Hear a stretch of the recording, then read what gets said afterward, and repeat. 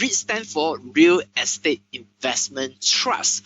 So this is essentially an investment vehicle that will allows you to own into properties that is ideally in prime locations, and you can collect rental. So when the rentals comes in, they distribute to you. It is called a REIT. So today we're going to discuss exactly what is a REIT, and then how you can receive dividend income and also make money from real estate investment trust. So you no longer need to own property. You can also own a fraction of property via this instrument called real estate investment trust. Now, before we go on, just like to talk about disclaimer. Whatever we share on this webinar is only for educational purpose. In no way that I give any recommendation to buy or sell any REITs or any case study that we mentioned in this webinar. So in the event that you want to buy or sell any companies or REITs, you do it at your own risk. Okay. Now, allow me to introduce you our speaker today. He is Ian Tai. So he is the content producer of kclau.com, which is regarded as the #1 financial blogger in Malaysia. He has written 100+ articles on kclau.com. He is also the regular webinar host and presenter on kclau.com. He is also the co-founder of dividendvault.com, in which he manufactured competent dividend investors who can build dividend-paying stock portfolios in Malaysia, Singapore, and Hong Kong independently. Now, he himself is a dividend investor. He invests primarily for dividend income, and he is getting an average of 4 to 8% in dividend yield per year. Now, he is definitely an expert in real estate investment trust, and he himself has invested in quite a bit of REITs. So today, let me hand over the session to you. Ian, are you ready? Yep. Hi, Shane. Thank you so much for your very kind and professional kind of introduction. So once again, thank you so much for letting me share a little bit about my thoughts in this particular platform. So hey guys, so I believe, Shane, your audience is actually looking at the screen right now, right? Yes, correct. We're looking at your screen. Okay, so thank you so much once again, Shane, for this opportunity. And I have prepared a lot of materials for you guys, so let's just get right into it. So okay, actually before I actually start this presentation, right, let's just talk a little bit about property investment. Okay, because a lot of people, when they say property investment or REIT investment, all right, sometimes they say, which one is better? Is it to buy a physical property, or is it better to buy a REIT? So for me, right, coming from both angles, because I'm also into, or let's say advocating people to have properties themselves, the physical ones, and I also invest in REITs myself. So I would say that it's not something which is like property investment versus REITs, but what I would say is that actually both, you can actually complement the two together to actually build a very nice investment portfolio. That means you can mix and match between REITs and property, the physical property investment. All right. So why do I say so? Simply because let's say, for example, if you're interested to actually invest in a property, all right. So basically, right now, what I can see is that the property has good value, the physical property. But at the same time, we also have to be realistic about our rental income, all right. Whereby, as you can see, most of the properties today, if you look around, you can find really good value, all right. Means to say you can actually find discounted properties in the market today. All right, you can buy properties at below market value. But then the question is this: can your rental income actually cover, or can it actually totally pay off your mortgage, your maintenance fees, your cukai pintu, your cukai tanah, and all this kind of stuff? All right, most likely you couldn't actually do so. All right, so what happened?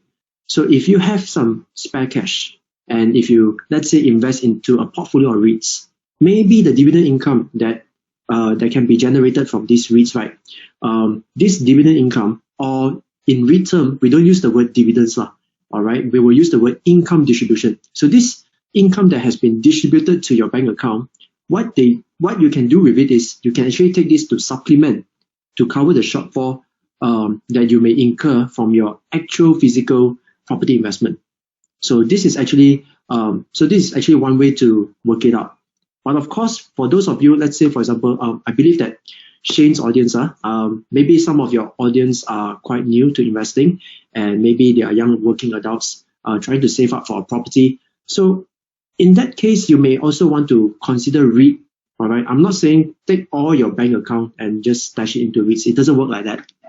But what you can say is that you may consider setting up a portfolio which consists of really good REITs. All right, and you can actually invest into it on a regular basis as long as the price is right. Later, I'm going to show you how to do that.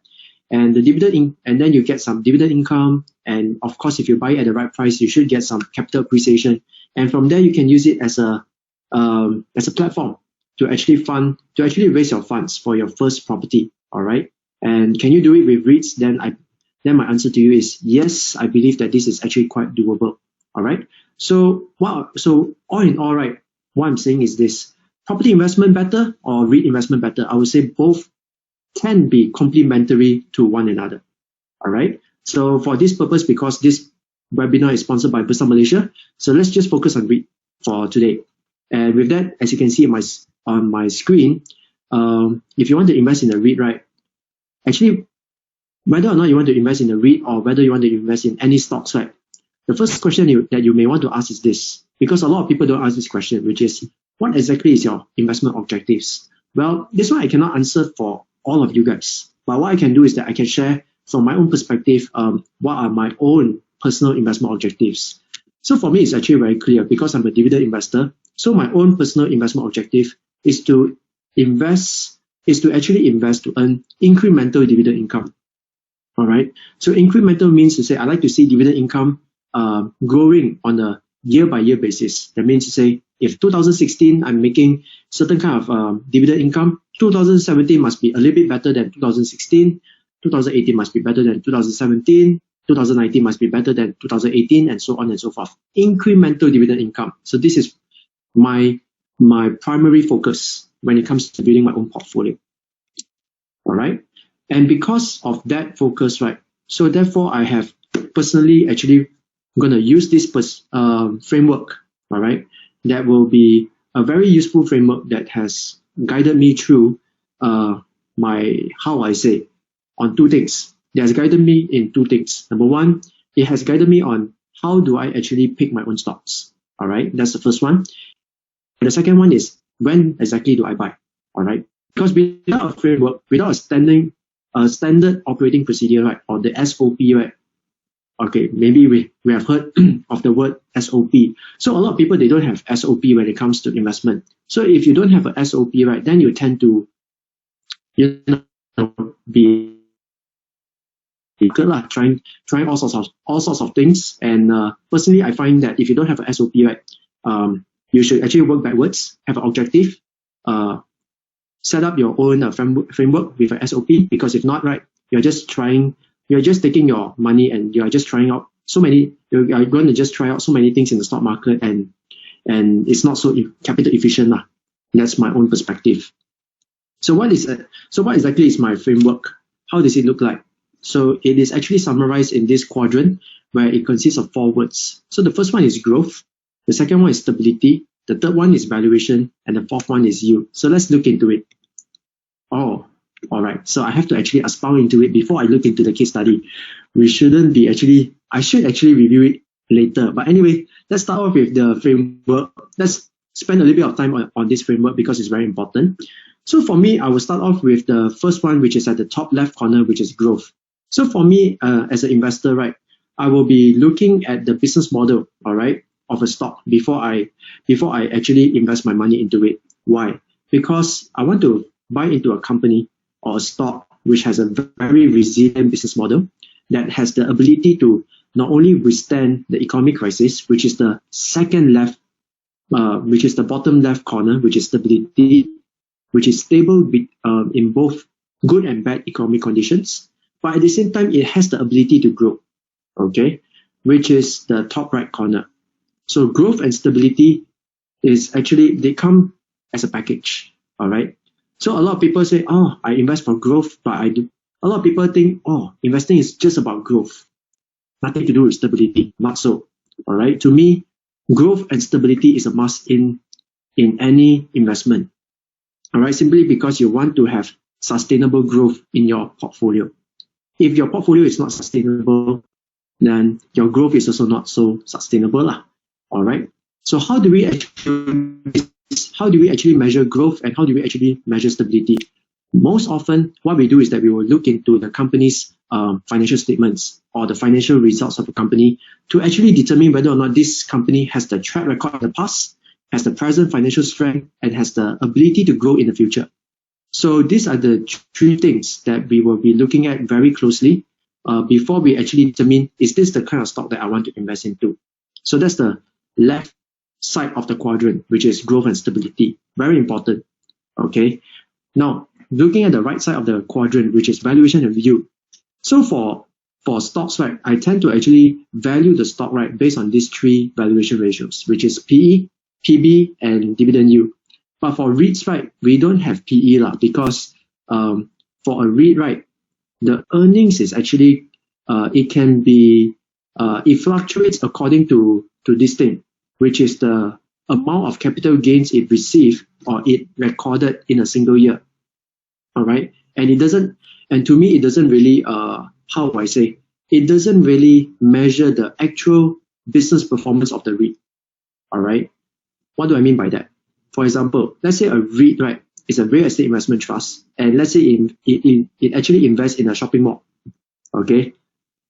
Let's be generic about it. Let's say it's a shopping mall somewhere in Petaling Jaya. Okay. So the shopping mall can do very well, and it may perform or it may not perform. But in that particular year, let's say the valuer, right, last year it valued the property, the shopping mall, at 100 million. The next year, the property at 150 million. So it's a 20 million additional in comparison to the previous year.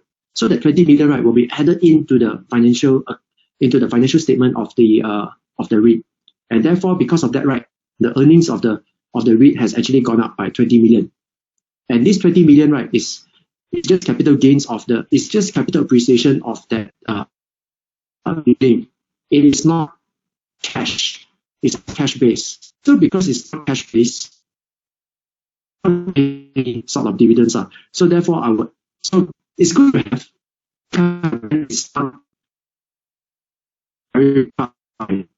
of my way of assessing whether or not this is a good REIT.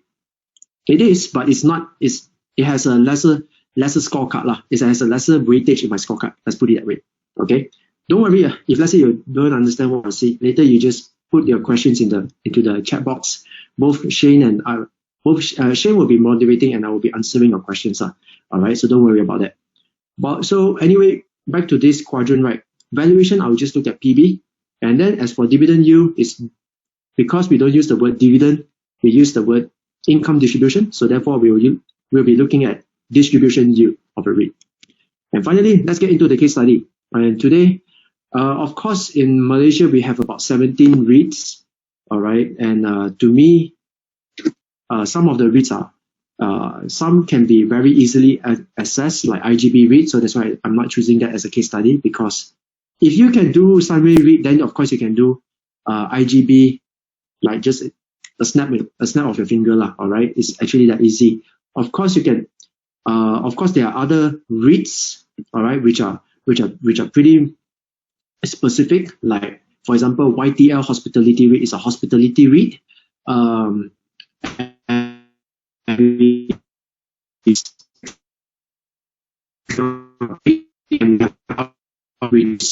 Maka Healthcare REIT, which is more into hospitals. Okay, so these are actually quite generic. This is one of the that is, and I believe that we can learn. Okay, so let's move on. All right, so let's look at let's actually assess SUNREIT REIT today, based on the quadrant. All right, based on the framework that I have actually prepared. So the first quadrant that we're going to look at is growth. Okay, so what I did is that the whole objective here is to see whether or not this SUNREIT REIT, like the management, have they track record of growth. So that is what I want to know. What have you doing in the past, they do right? Ian, Has there any your audio is on and off. It's breaking. Your sound is breaking up. Can you? I think your internet connectivity is a little bit poor at the moment. Maybe you can turn off your webcam to see if you can. Yeah, maybe you can turn off your webcam to see if it's better. Okay, I don't know the presentation. Right, so continue, right? Yes. Hello, Shane? Yes, I'm here. Yeah, you may continue. Okay, let's continue. Okay, so let's continue. So quadrant number 1, growth. So we're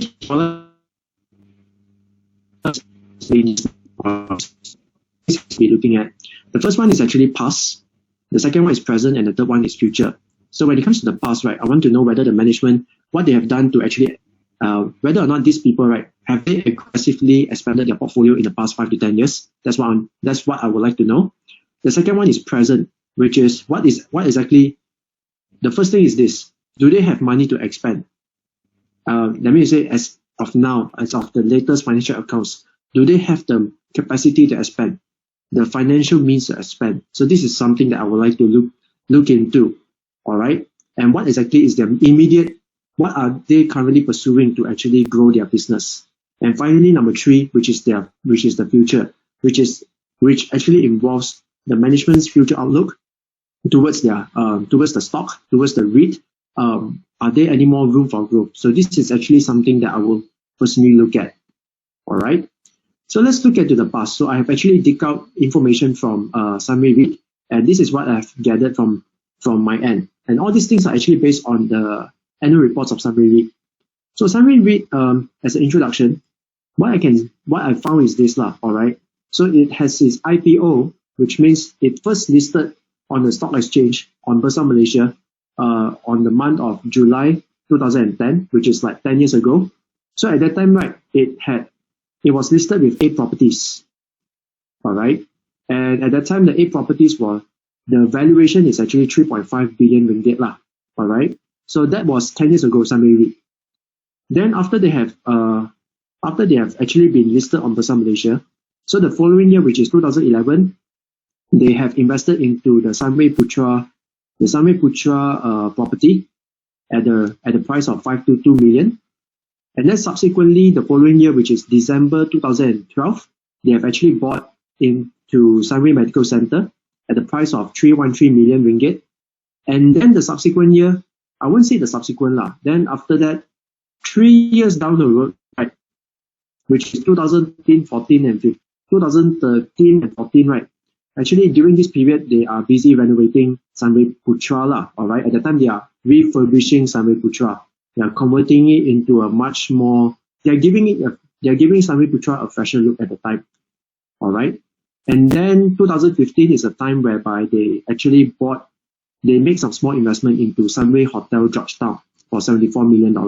So this one is not so substantial. Subsequently, they buy Wisma SUNREIT for 64 million ringgit, and this one is in Shah Alam. So this one is also a smaller investment for SUNREIT.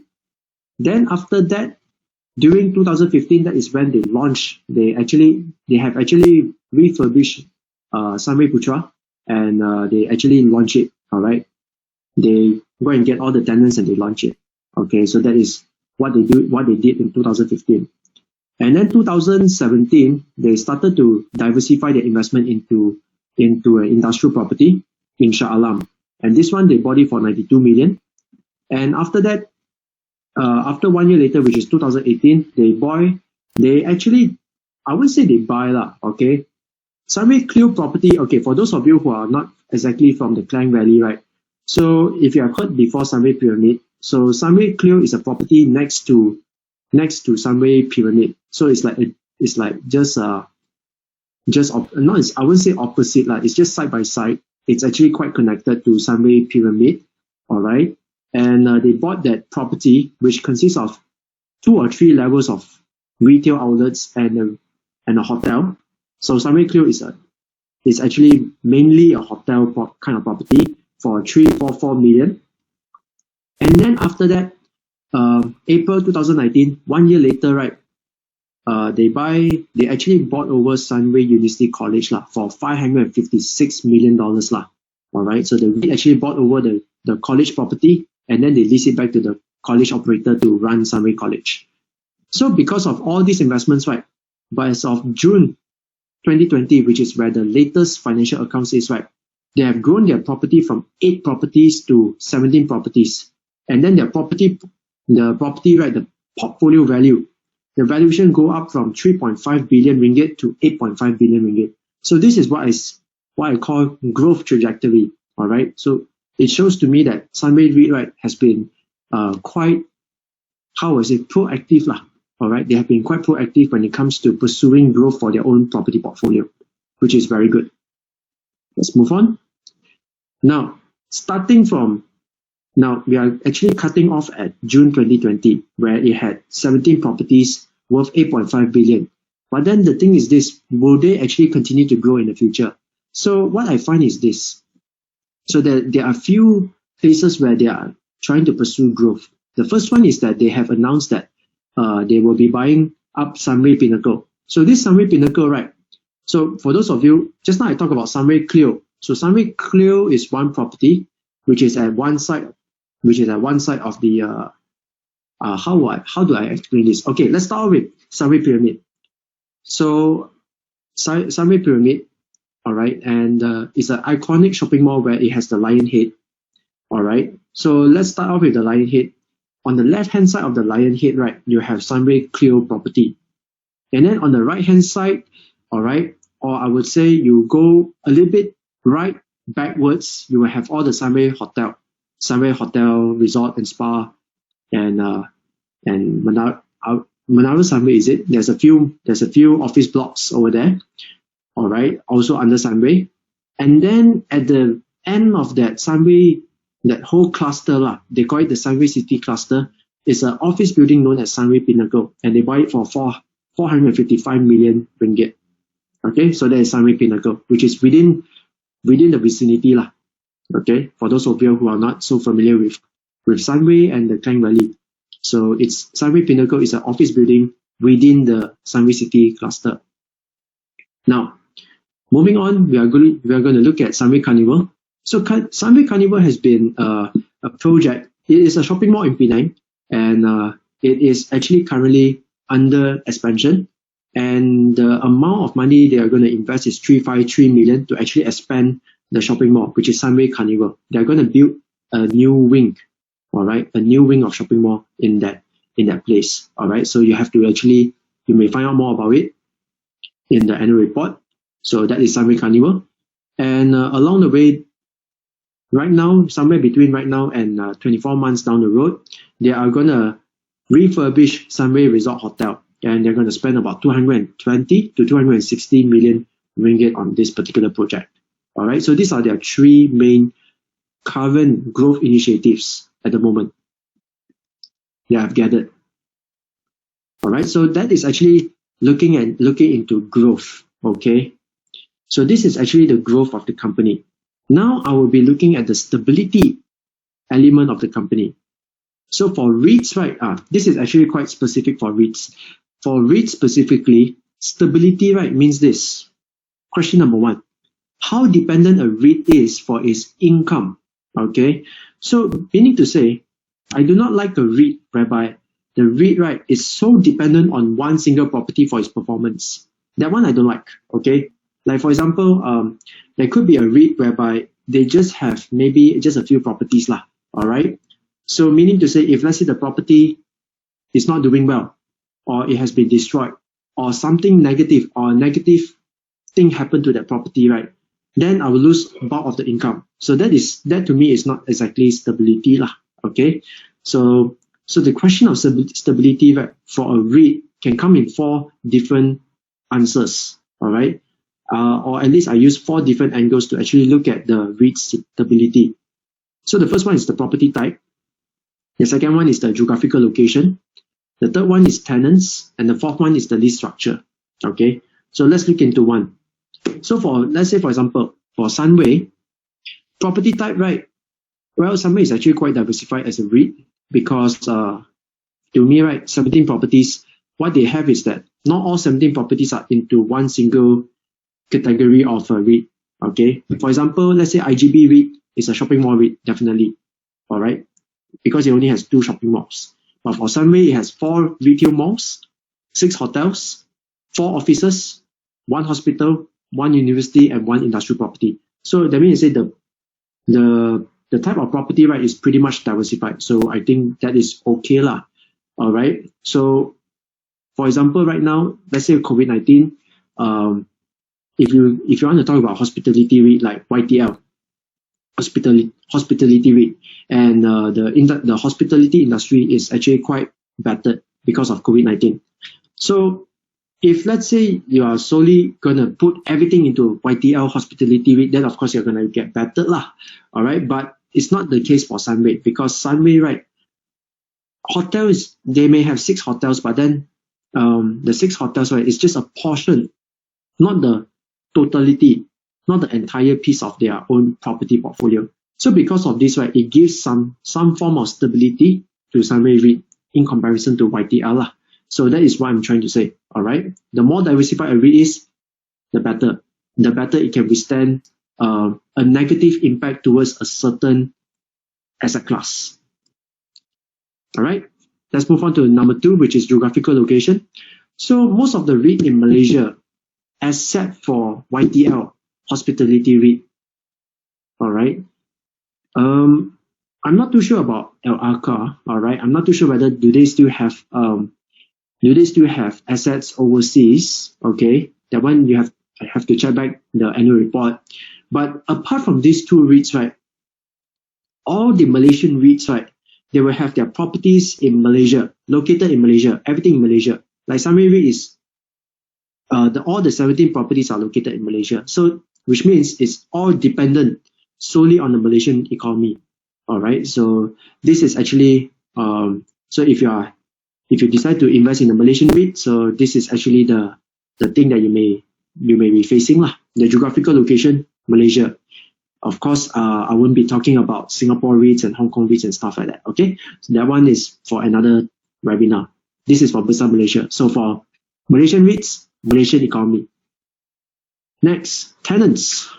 So for SUNREIT REIT, the good thing about SUNREIT REIT is this: it has 1,207 tenants. Meaning to say, if one tenant decided not to continue on the tenancy agreement with SUNREIT, not to worry. You still have 1,206 tenants where you can derive income from.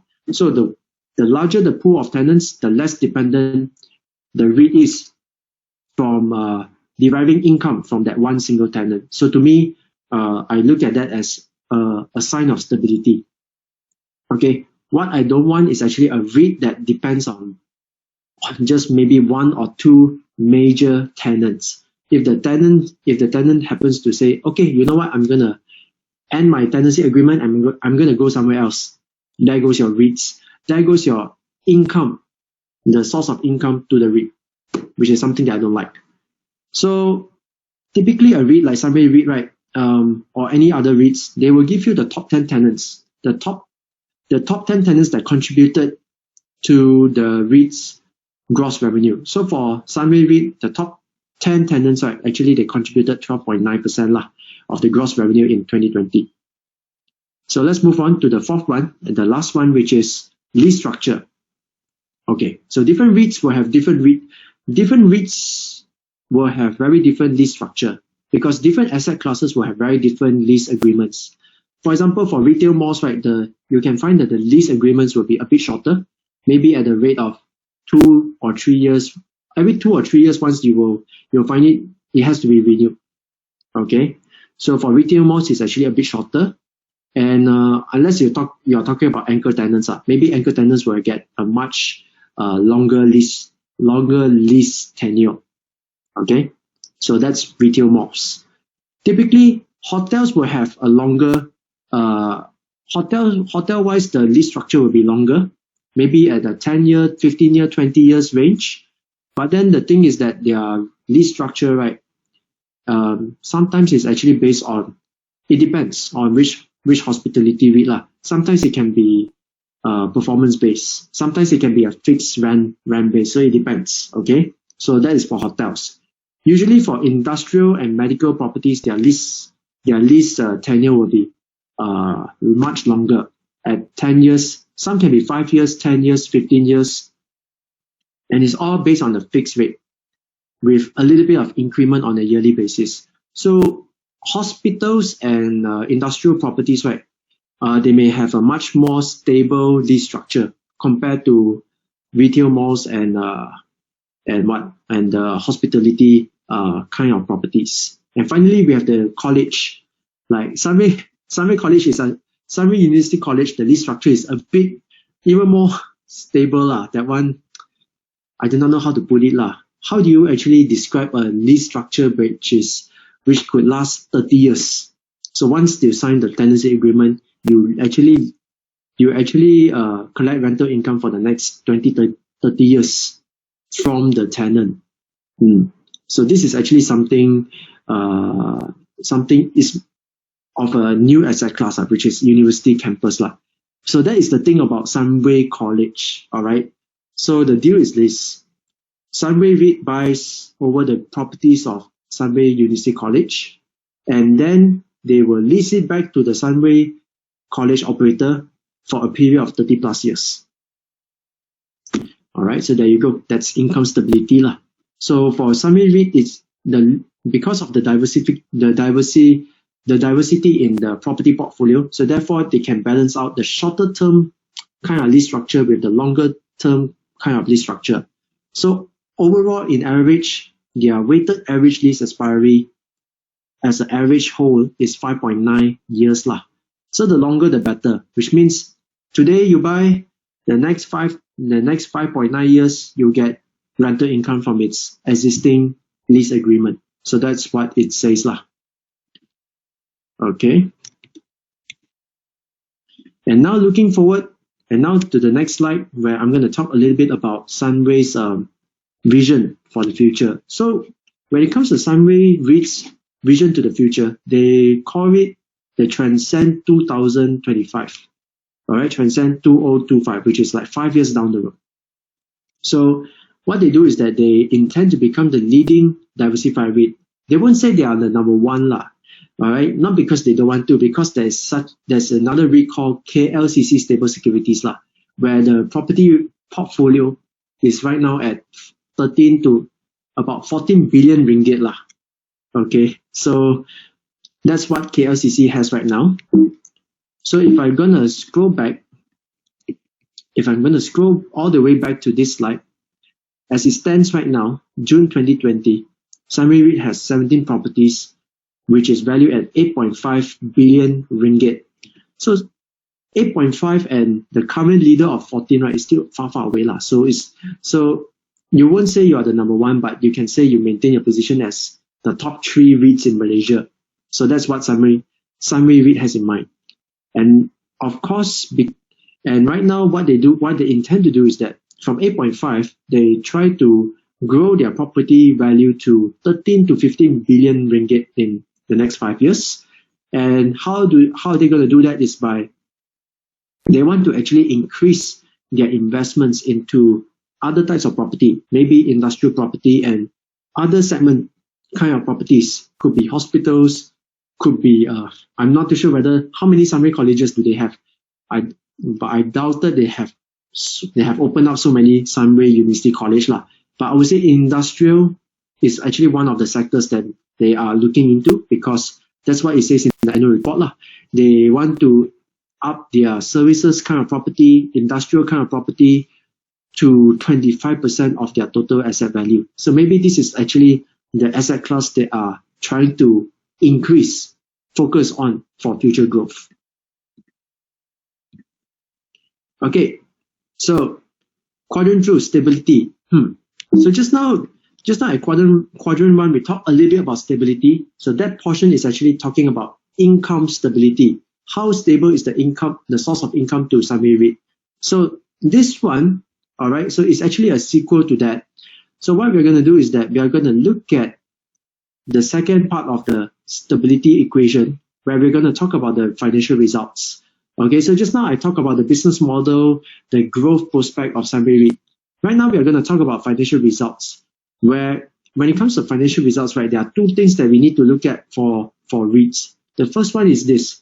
Number one is whether or not the REIT, right, is able to generate consistent profits year after year, all right, since its IPO. So that is actually the first indicator, the first thing that we look at for a REIT.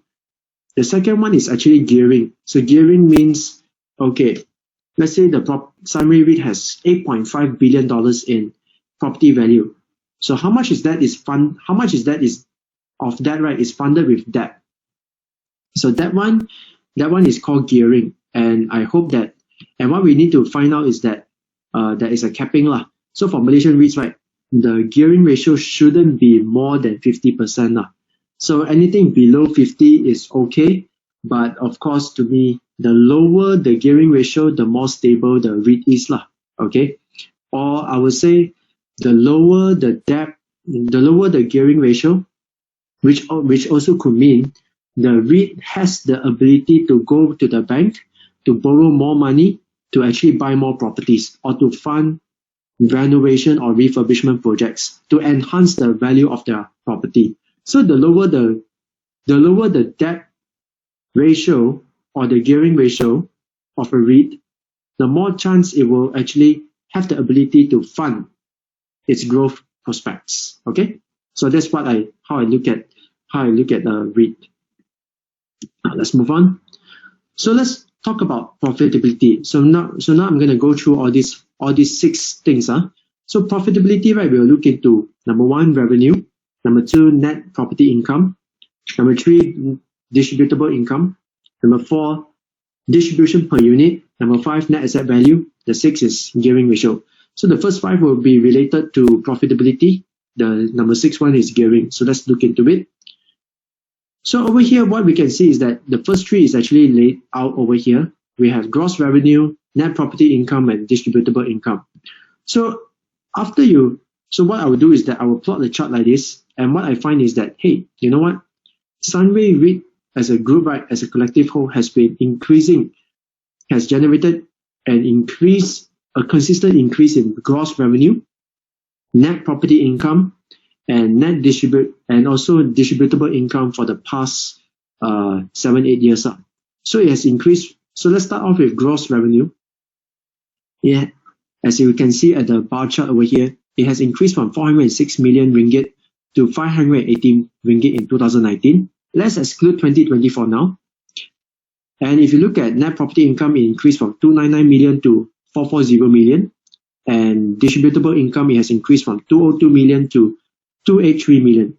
So as you can see, it has been a steady growth over the past 7 years up to 2019.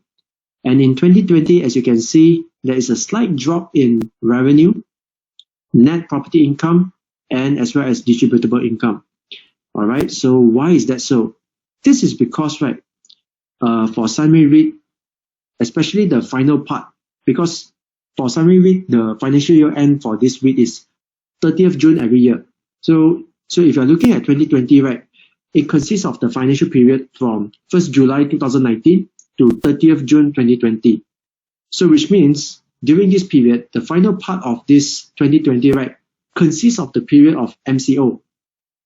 So during this MCO, so it was kind of like impacted during MCO lah, because not only it has to shut down it has to lock down its hotels, its shopping malls and stuff like that. You also have to give out rental relief and rental rebates to some of these tenants. And because of this, right, the income, all right, the revenue, the net property income and the distributable income of the REIT was impacted because of that. So it causes a drop or a dip in these 3 categories: gross revenue, net property income, and distributable income. So that is actually the case for SUNREIT REIT lah. So now let's look at next. So because of that, right, if you look at distribution per unit, it has actually increased from 7.5 cents to 9.59 cents. And then 2020, because of COVID-19, the DPU has actually dropped to 7.33 cents lah. Okay, so this is actually the financials. This is actually plucked from the financial statement of SUNREIT. Okay, so this is the general record. All right, so this one I think is okay. Because COVID-19, well, everyone is doing badly, so that's the case lah. But if you want to separate a good REIT from a bad REIT, like here's the thing. Here's a trick that I'm like to share with you guys. Plot a bar chart graph like this, where you have the DPU of all the REITs. If you find that the REIT, right, is where the DPU is actually like this, it grew until 2019, and then it drops in 2020. That one I still think is okay. But what if you find a REIT that is like where the DPU keeps on declining year after year, even before MCO? All right. So if you find a REIT like this, right, then of course, I would say that the quality of the REIT is not there lah. All right, not as good as SUNREIT. Because SUNREIT before COVID-19, it has actually achieved growth in DPU or distribution per unit. It's only MCO they kind of like recorded a drop in DPU. But if you find other REITs where it has a declining DPU consistently over the long term, then to me that is a no-no lah. Next. So the next part that I'm going to look at is the net asset value. So this one, so how do you calculate net asset? So net asset, right, is like this. So first and foremost, you go to the balance sheet of the REIT. You have assets minus liability equals to equity. So equity is another word for equity is net asset. All right, is actually asset that is net of the liability. All right, so net asset is actually equity. Asset minus liability equals to net asset or equity. So assets, okay, so a key factor of this is the asset. So the asset, just now what I say is that we have 17 properties worth $8.5 billion, okay? So that $8.5 billion is a big part of this total assets. If the properties in the portfolio consistently achieve capital appreciation, very good. Because if the properties inside the portfolio consistently achieve capital appreciation, it should actually boost up the net asset of the REIT. Okay, and because of that, all right, once you take the net asset, you divide it by the number of units, it should actually result in a higher net asset per unit for the REIT, as shown by SUNREIT.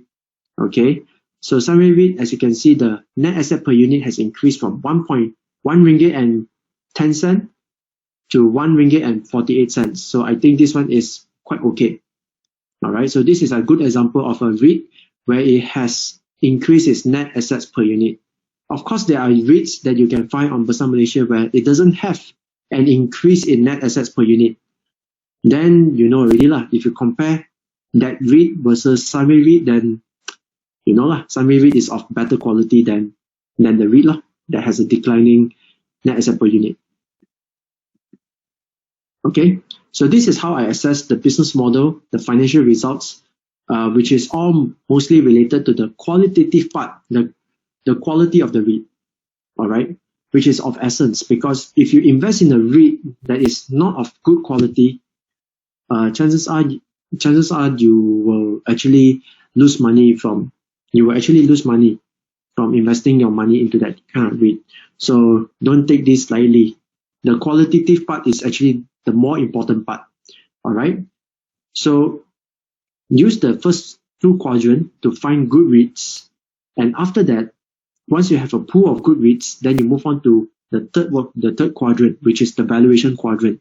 So this valuation quadrant is actually very, very simple. So over here, we are going to complete this slide together. I purposely left this thing out because we're going to do this together. Okay, we're going to assess the valuation of the REIT, of SUNREIT REIT as of today's closing price. Okay, so we are going to do this together. So if you want, you can actually participate. You can participate this together with me. Of course, if you have a smartphone ready, you can actually put your smartphone right beside you, and we're going to do some calculation over here. So what we find is that the third quadrant is valuation, And over here, we are going to not use PE ratio. We're going to use PB ratio. So PB, B stands for book value per unit. All right. So book value is also another word for net asset value. It's the same. It's the same meaning. It can be used interchangeably. All right. Book value per unit, net asset value per unit. So for SUNREIT REIT, the latest NAV, the latest net asset value is RM1.48 per unit. Okay. So now over here, I'm going to just exit my slides. All right. And we're going to complete this slide together. So what we are going to do is this. Okay, we are going to go to the Bursa Malaysia website. Click onto equities. And then let's find SUNREIT REIT.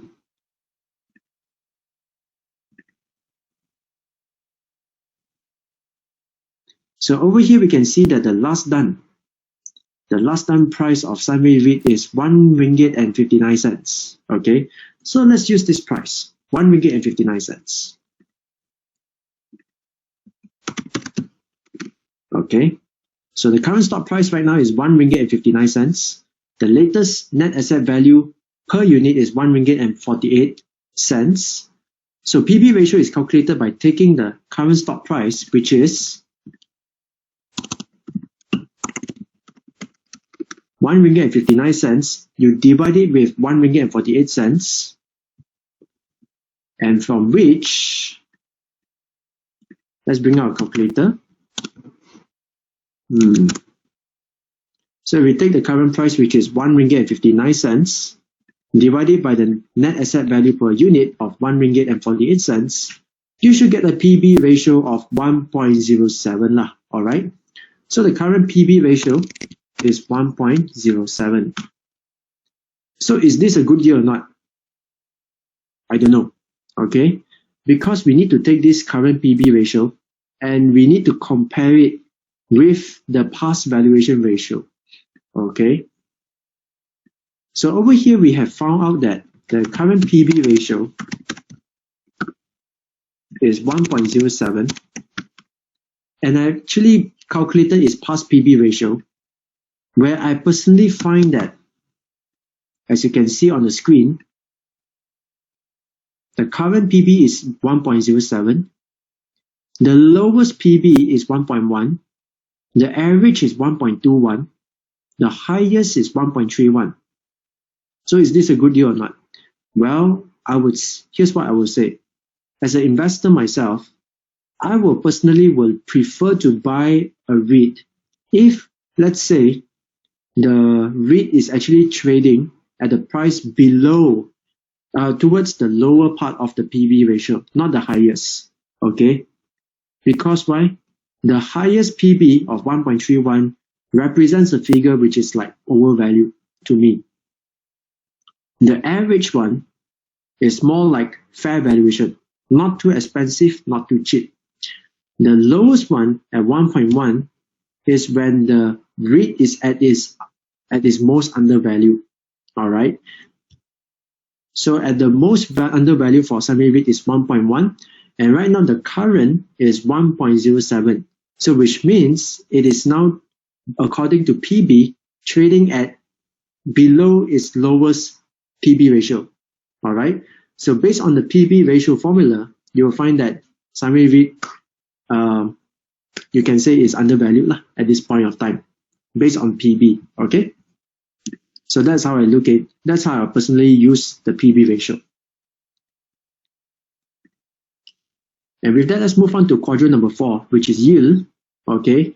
So this is actually where we are going to calculate the distribution yield of the REIT. So again, how do we calculate this? Now, this is a very funny situation because personally, right, SUNREIT REIT, it actually did very well until 2019, and 2020 is a very challenging year for SUNREIT REIT. So how do you assess this SUNREIT REIT? All right, how do you go about it? So if you're not too sure, what I would suggest doing is this. So you can assess the REIT all right, based on two different sets of DPU figures. The first one, all right, you can use the before COVID-19 figure, which is the gross DPU for 2019. Okay, so this one is before COVID-19. This one is the latest year, 2020, and this one is actually represents the gross DPU after or during the MCO period. Okay, so we are going to calculate the gross distribution yield based on two different sets of figure, the 9.59 cent, which is before COVID-19, and 7.33 cent, which is after COVID-19. So let's take a look how to actually calculate this. So the current stock price right now is 1 ringgit and 59 cents. So to calculate gross distribution yield, you have to take the gross DPU, which is this, and divide by this, which is the current stock price of $1.59, and you multiply with 100%.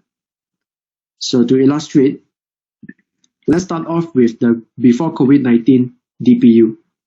So before COVID-19 DPU is actually 9.59 cents.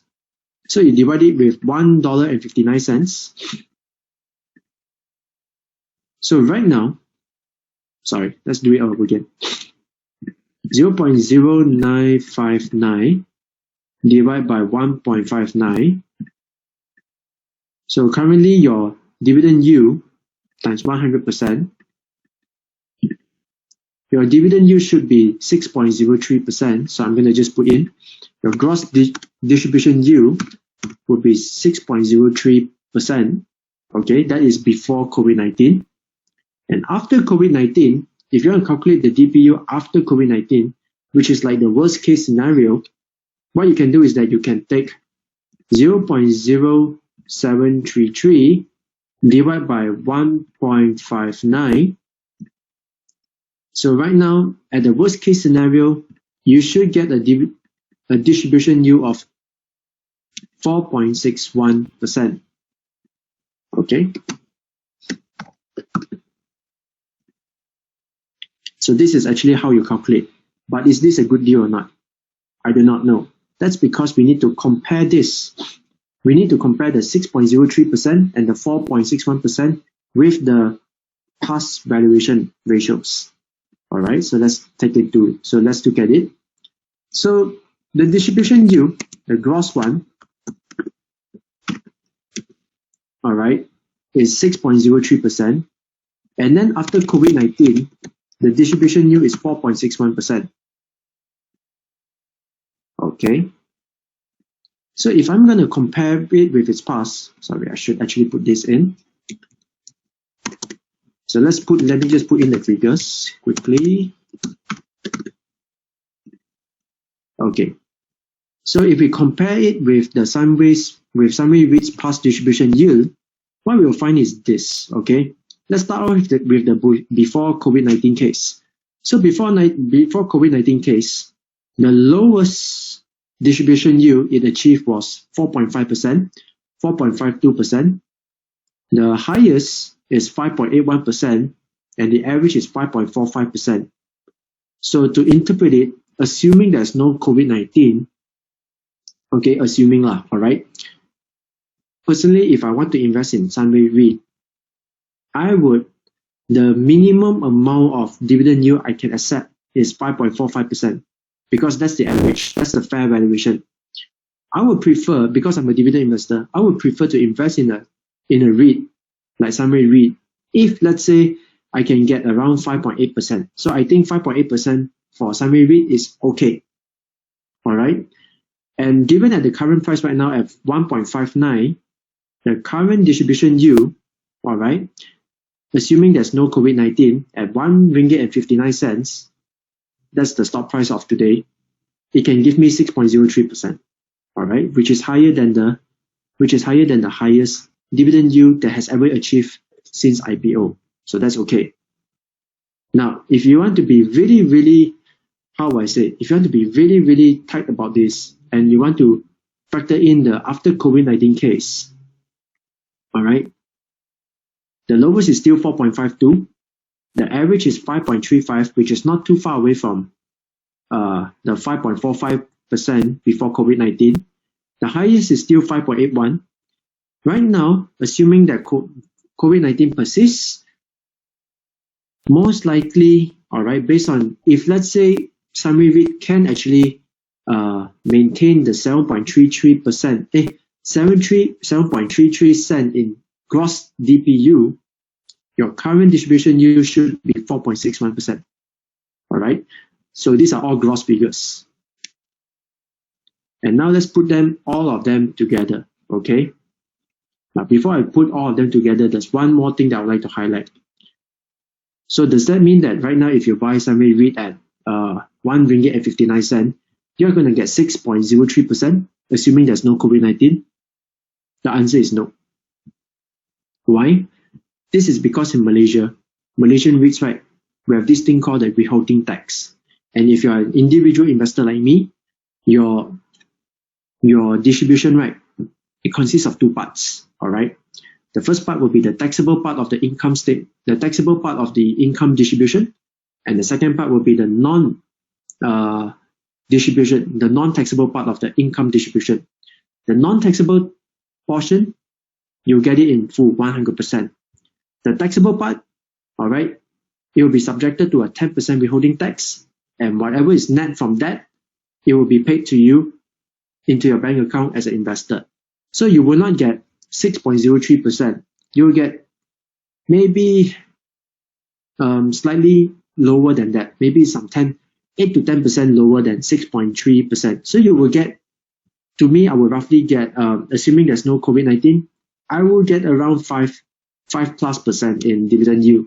And if it's after COVID-19, I won't get 4.6. I will get probably maybe somewhere 4.1, 4.2%. That's what I would expect. All right. That's just the rough calculation, the ballpark calculation. Now, conclusion, let's put all of them together and let's see what we can find. So number one, if we base on growth, if we base on this particular framework, what I will find is this, okay? SUNREIT, since its IPO, right, it has actually grown its property portfolio from 3.5 billion ringgit, 8 properties, 3.5 billion ringgit, to 17 properties, 8.5 billion ringgit, 3.5 to 8.5. Okay, so it has actually a good track record of pursuing growth, and moreover, it is actually continue to pursue growth with the renovation of SUNREIT Carnival, the purchase of SUNREIT Pinnacle, and as well as the refurbishment at the SUNREIT Hotel, Resort and Spa. All right, so that is the growth element. When it comes to stability, it is actually quite diversified as a REIT in terms of property type. It has 1,207 tenants that is contributing income to SUNREIT REIT, and it kind of like has a balanced structure between short-term leases with its shopping malls and long-term lease structures with its university, industrial property, and as well as hospital. Is the SUNREIT Medical Center. It has a 10-year lease structure, so which is actually very long term. All right, so it kind of like has a long term balance with short term kind of a stability in terms of lease structure. And when it comes to financial results, from 2012 to 2019, it did very well. 2020 is an exceptional year because 2020 because of COVID-19, their financial results have been kind of like impacted. And because of that, right, the valuation, if you look at the top right corner, valuation in terms of PB is trading at its lowest PB ratio. And when it comes to dividend yield, understandably because of COVID-19, if you are looking at it based on the COVID-19's after, if you're basing it because of COVID-19's DPU, your dividend yield will be around 4+%. But if you want to assume that there's no COVID-19, if you want to base it on the actual business performance of this SUNREIT REIT without COVID-19, then I think you should get around 5+% in net distribution yield. But it's 5%. If is that 5% attractive enough for you to buy SUNREIT, that one I'll leave that to you to decide, and I'll leave that to you to actually decide whether or not this is a good deal for you. But the thing is that this is how I would like to share, and how I like to share how I actually use the framework to actually guide my own investment decision. Okay, so this is how you use the framework. And with that, I have ended my case study. And of course, this is actually not a what you call a recommend, not a recommendation to buy or sell, hold on to SUNREIT, all right? Because we believe that all investment decisions should be made by yourself. And please do exercise independent thinking and judgment when it comes to all this kind of stuff. And with that, I would like to pass back the control to Shane. So Shane. Okay, great. Thank you very much. Well, let me take back the presenter control. So if any question to ask Ian, you can write in the Q&A box. Ian will do his best to answer your question. All right, I see that the first question on my screen, which I've put it into the slide, which is Ian, what are the criteria to consider in REIT post-COVID-19? This is asked by Chiu. The four criteria lah: growth, stability, valuation, and yield lah. So these are the four. Is actually whether with or without COVID-19, right? I will just go by the. It will still be the same form because the same form, right, is supposed to help you to build a portfolio, right, that is resilient in anything lah. Economic crisis, political crisis, pandemic crisis. With that frame, you're supposed to build a framework to build a portfolio that is sustainable in all of these conditions. Okay, cool. So the next question is by David. Due to COVID-19 impact and new normal implementation, it can be foreseen that majorities of the retail shop have decided to move out from the retail mall due to their sales have dropped from the previous. Okay, does retail REIT still have better prospect in the coming 1 to 2 years? Okay, so therefore, as you can see, that's why SUNREIT, just now we do the calculation of PB and the PB ratio and the dividend yield, right? Or the distribution yield. That's why the PB is trading at its lowest all-time low, and then the distribution yield, it seems to be either all-time high, which means to say a lot of people are not so confident lah. Okay, that's what the market says. But from an investor point of view, I would say that it depends. Okay, it's very hard to say. I wouldn't say shopping malls will just evaporate out of thin air lah. All right, that is not the case lah. Okay, so the reference point that I can actually say is maybe we can use SARS as an example. So the SARS, which happened like maybe, I don't know, 17 years ago. All right, 17 years ago we have SARS, and there's a lot of fear and panic because of that. So does that mean that shopping malls and the retail malls are going to close shop because of that? I don't see it lah. I don't see it happening. All right, I wouldn't say the sales will go up, or I wouldn't speculate how the sales performance will be like over the next 1 or 2 years. But I would say they won't actually just evaporate out of thin air lah. Okay. Yeah. Thank you so much for your answer. Okay. So the third question is from Murugas Warren. Do you look into technical charts for REITs? Okay, so just now the whole purpose of this presentation, the first thing that you look at is actually the objective of why you want to build your portfolio. So if your objective is for the long term, like me, all right, I like to just collect passive income from my stock portfolio and stuff like that.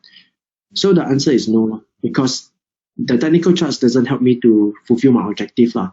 And if you're the type who looks at technical charts, right, perhaps you may want to ask yourself, what's your whole reasoning for looking into technical charts? Is it for trading purposes or short-term gains or whatsoever? So you may want to look at your objective to decide whether or not you should look into technical charts. But for me, no, I don't look at technical charts. Okay. The next question is, how do you get the lowest average and highest PB ratio? Like in which point of the year that you take the share price? Okay, so for example, let's start off with P means price, B means book value, right? So the book value, let's start off with the book value. So we have the book value for, let's say, for SUNREIT, right, the financial year ends at 30th June. So it means to say it's 30th June 2015, 16, 17, 18, 19, 20. Okay, so you take the book value or the net asset value at the time at 30th June of every single year. Okay, and then what you do is that you also compile the stock price, the closing stock price of 30th June of 30th June 2015, 16, 17, 18, 19, 20. Okay, then you calculate the PB at if it's 2015, then you take the stock price, the closing stock price of 2015, you divide it with the book value or the net asset value of 2015, 30th June 2015, to get the PB ratio as at 2015. Then you do the same for 16, 17, 18, 19, 20. All right. Then after that, you can actually get the lowest, average, and highest. Okay. So the next question is by Chiu. Compared to the SUNREIT and X-REIT, in terms of 5-year is compound annual growth rate revenue and also 5-year compound annual growth rate net profit, which one is higher? That one, okay lah. Also quite popular REIT. Okay lah. So both are actually quite comparable lah. But I would say, I don't have the figures right now for some. I could not say I don't have lah. I have the figures. It's just that I couldn't recall it in the back of my mind right now. So I would say both do have CAGR. I would use net profit for a REIT. It's supposed to be distributable income. All right, the net profit, because net profit will consist of the capital gains and stuff like that. I would say, I do not know lah. Very hard to pick between the two. Maybe Axis REIT, I don't know. But that one is just a wild guess. All right, you can actually take the annual report and verify the details, verify the data. But both has achieved growth, definitely. Okay, both are actually fundamentally very strong REITs. So in terms of who is higher, then it leaves it to you to find out. Okay. All right. So let me put in the next question. Okay. So the next question is, heard SUNREIT REIT is going for DRP soon. How would this impact the income distribution in the future? The impact can be minimum. Okay. But here's the thing lah. Where have you heard of this income distribute? I mean to say the DRP thing from SUNREIT REIT. Okay. What do you mean by heard? Okay. So right now, if I were to say, I'm going to go to the company announcement as I'm doing right now.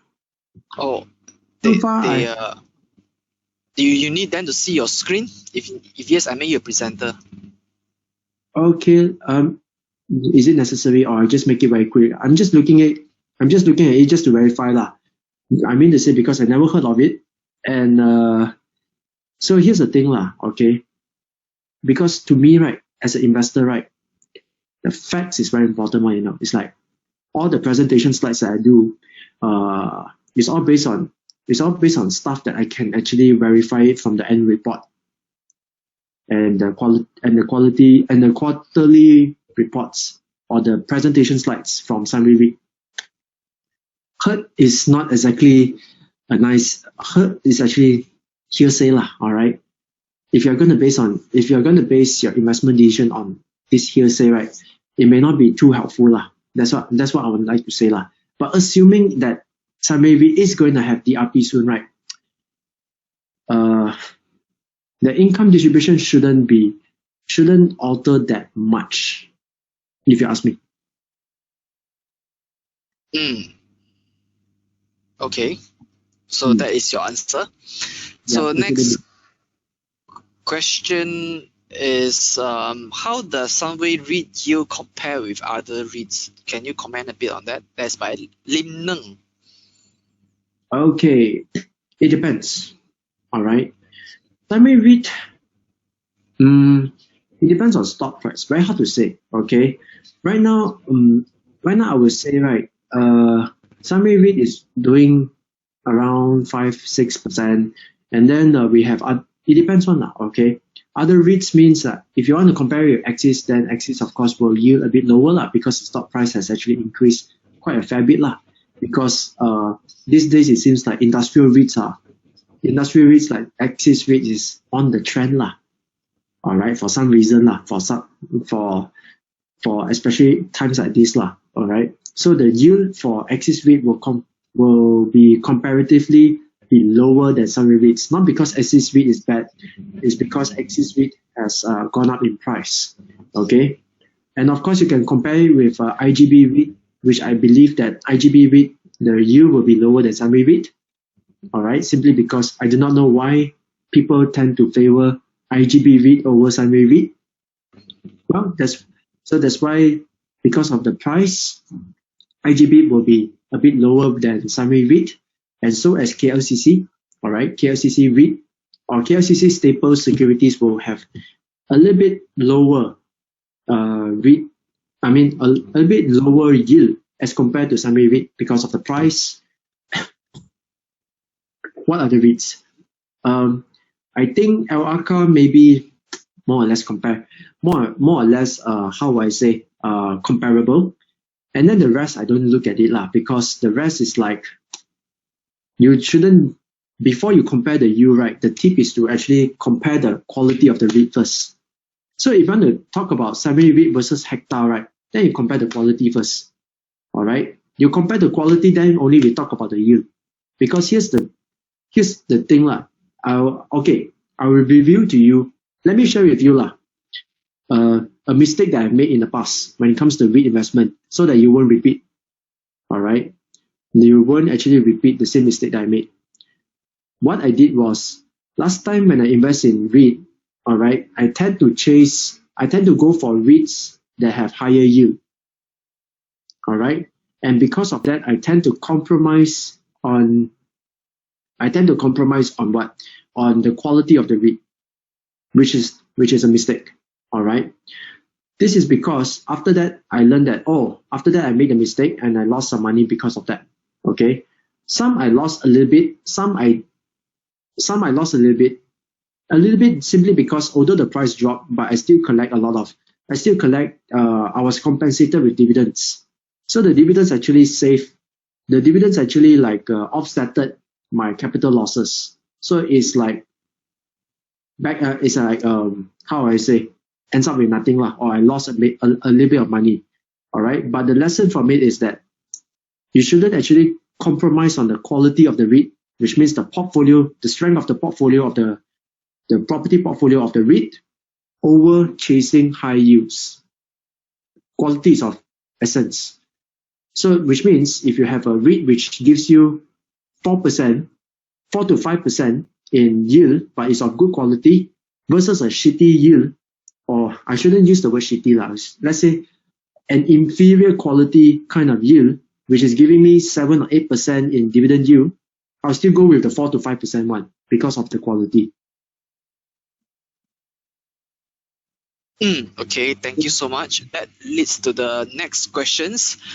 Is it good to consider Hectare REIT with its dividend yield of 13%? Good question. So the question is this: have you been to Subang Parade? So if you're in town, come to Subang Parade. Just have a walk. Just have a walk about. You see, the beauty about retail REITs is something like this. You can actually visit the shopping mall and go and have a walk about. From there, you have a feel whether or not you want to invest in that REIT. Okay. So to me, Hectare REIT, what are the properties? We have Subang Parade, Mahkota Parade, Wetex Parade, and two shopping malls in Kedah, and what else? And there's one more which is in Segamat, Johor. All right. So if you're in town, just go and have a look at that property. You can actually also trace the annual report. So you think about it lah. Okay. You can actually think about it. Which of these two has better quality? So if you happen to be in Subang or you are Budak Subang Jaya, then you just go to the two properties Sunreit Pyramid. Go walk about Sunreit Pyramid and Subang Parade. You will know the difference. Then from there you can actually tell whether or not you want which of the two REITs you want to invest into lah. Okay, very sensible answer. Okay. Yeah. Turun Padang lah. All right. The next question is, I just want to ask for the lease structure, will it be shown in the annual report, or is there a minimum term for it? Like maybe it's better if it's more than 2 years. The answer is yes. And okay. That's why I would encourage you to read the annual report of a REIT before investing into it, because it will tell you about the lease structure. So the answer is yes. Okay, cool. Okay, let's do the next question. This is by our friend Hafiz. Okay, how many percentage of REITs should we have in our portfolio? Ya itu bergantung lah. Bergantung lah. Okay, so it really depends. All right, what you are trying to aim. What are you trying to do with your portfolio? Okay, so if you are a dividend investor, then of course you'll have a higher percentage. Okay, you'll have a higher percentage of REITs inside your portfolio. Okay, but then with that said, the thing is this lah. In Malaysia, we have 17 REITs. Not all of them are good, but we have some which is of good quality. And from that some which is of good quality, which one is being offered at a good price? All right, that one will limit you to maybe a few stocks which you can count with your fingers. All right, so it depends on whether you want to base more than 50% of your portfolio on this, or you just want to have something. That one, there's no hard rule for it. So yang itu bergantunglah kepada plan pelaburan sendiri. Yeah. Okay. Let's see the next questions. If you were to pick two REITs to buy, what will they be and why? Okay, wow. Malaysia one. Actually, we are not supposed to give. We are not supposed to give any recommendation. Yeah, but this you might, if you are to invest, like if you were to invest from your personal selection criteria, of course it cannot be construed as an investment advice, So, this is a trick question, because okay, let's assume it's just Malaysian REIT lah. Okay, I won't tell you what I will buy today, but I will tell you what I would love to own. Okay, I would prefer. Okay, Axis is one. All right, Axis is one, but then the price is like a bit too high lah. So it's already like, I wish it actually. Of course, if I can get Axis REIT at a good price, it will be very good. All right, so that's one. All right, SUNREIT is also, and SUNREIT can be another one. All right, SUNREIT can be another one. But if I can pick two more just out of, but there's two more REITs lah. I will consider it as more like a FD kind of REIT lah, because it doesn't provide any growth lah. Because these two are actually quite passive when it comes to pursuing growth, but it is actually quite stable, which is IGB and KLCC. So these two is more like, okay lah, you buy just to collect the dividends lah, and that's about it lah. So yeah, these are the four that I will consider. But if I'm a Muslim, like just now we have Hafiz on the show, actually your choices are even more restricted, because the Sharia compliant one would be Axis, Al-Aqsa, and then we have KLCC, and we have the Amanah, and we have the two Amanah thingy. So you have just 4 or 5. I will probably pick apart from the Amanah one, let's exclude the Amanah one. So we have KLCC, Axis, and Al-Aqsa, right? You can actually just pick and choose from the three lah, whichever you prefer. Because summary REIT is not Sharia. Yep. Yeah, okay. So the next question is, how do you assess the REIT management, as the management is one of the key, to the REIT investment? Financial record lah. Financial result. So REIT management, right? You want two things, growth and stability. So how do you assess growth? Find out from their annual report what exactly they have done in the past to grow the business. That's one way. Second way is the financial. Financial is everything, all right? Because without the financial records, without good financial results, right, how are they going to pay you the dividends? Because at the end of the day, you want dividends. So the next way to assess the management team of a REIT is to look at the company's or the REIT's financial results. And of course, the third thing is like, what is their future plan? All right, because you want the management to not just rely on past growth. You want it to continue to grow in the future. Because you don't just want to get the present level of dividends, but you want your dividends to grow over time. So you want to look at the future. What exactly are they planning to do in the future to actually how would I say, grow the business? But of course, summary REIT is a bit special because it's a REIT whereby the major unit holder is SUNREIT itself, SUNREIT Berhad itself, which is a property developer. All right. So this will work a little bit of an advantage towards summary REIT because SUNREIT Berhad develops the property, and then summary REIT may buy over the properties owned by SUNREIT Berhad after they have been well developed and lease it to the tenants. Yeah. So these are the two ways. Okay. Next question is, which part of the annual report or quarterly report do you refer to for the information in the presentation on future growth initiative? Chairman's statement. And of course, summary REIT, right? Actually, it's not hard to find. Just download. You'll find it one. All right. It's either at the chairman's statement, or you can just go to the property manager's report. All right. It's all written there one. For summary REIT, actually for REITs or any stocks that have future growth initiatives, right? They want to tell you one. All right. Simply because, right, if they think that this thing is something that is exciting, that actually reveals the ambition to grow, they want to tell you. All right. Because they want you to invest in their company. So that's why they are willing to spend some time, do some coloring, make sure that the annual report is well designed to actually tell you about all these growth initiatives.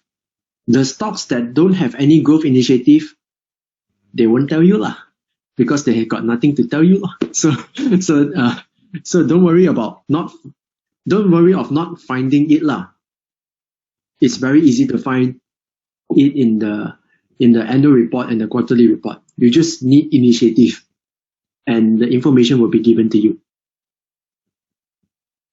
Okay.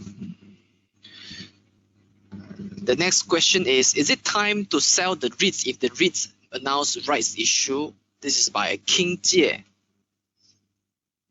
I don't know, because rights issue, right? It depends on time. It depends on why they come out with the rights issue Okay. Sometimes you see the thing is this Some REITs okay.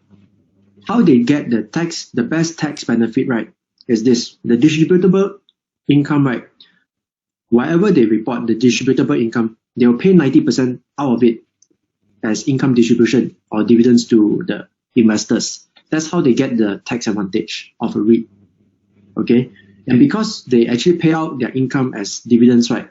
So if they want to pursue a growth initiative, then one way is that they will borrow from the bank to buy a piece of property, or another way is that they will announce a rights issue, all right, to raise funds from existing shareholder so that they can buy the piece of property. So if you say that the REIT, so to answer this question, right, I would say this if let's say the REIT is of good quality and they're buying good stuff they're really buying good properties in the big, and because they are trying to do some fundraising campaign like rights issue to actually buy good properties, then I think it's okay. But if let's say after you look at the rights issue, you say, oh yeah, this property I cannot buy one day. It's a lousy property and it's gonna be what? Detrimental. All right. It's gonna be hazardous or cancer to the REIT, then no lah. Then of course then you may have the option to sell off the REIT law. All right. And the third one is that if the REIT happens to announce the rights issue so that they can actually fund, so that they can pay off their existing debt, and it's a lousy REIT, then of course, actually I'm not too sure why you invest in that REIT in the first place. So maybe you can consider selling the REIT law. So these are the three instances that could happen when the REITs announce the rights issue. All right. The next question is there consistency in the way REITs book values are calculated? Is there a tendency for books values to be overestimated? This is by Peter. This one, it depends on the professional valuer that they engage lah. Typically, they use it depends on how they value the properties lah. Typically, they will use the income or the cash flow method of the discounted cash flow method or the income method of valuing the properties lah. Okay, so it depends on what is the formula for calculating the valuation of the properties lah. Okay, but that is just, so I would say to answer this question, right, I do not know. All right, because I do not know whether or not professional valuers will use a technique that will actually cook up the books. I do not know.